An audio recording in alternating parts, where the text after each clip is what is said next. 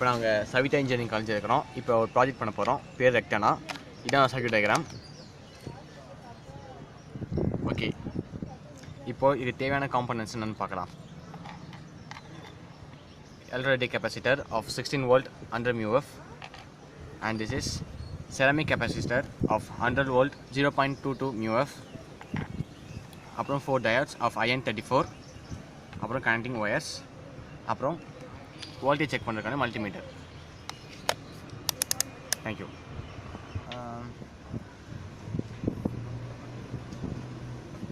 எம்எஃப்னா சொல்ல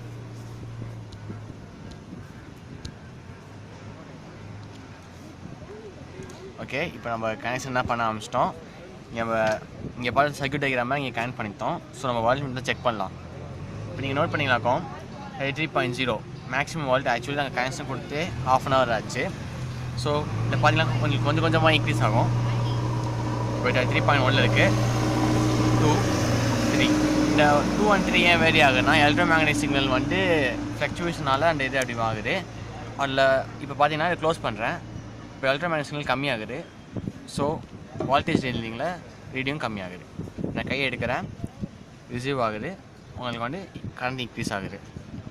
இப்போ இதில் டிஸ்அட்வான்டேஜ் என்னென்னா you can store the current. இதில் இருக்கிற மிகப்பெரிய டிஸ்அட்வான்டேஜ். அடுத்த தவிர it's all working perfect. Thanks for வாட்சிங் த வீடியோ.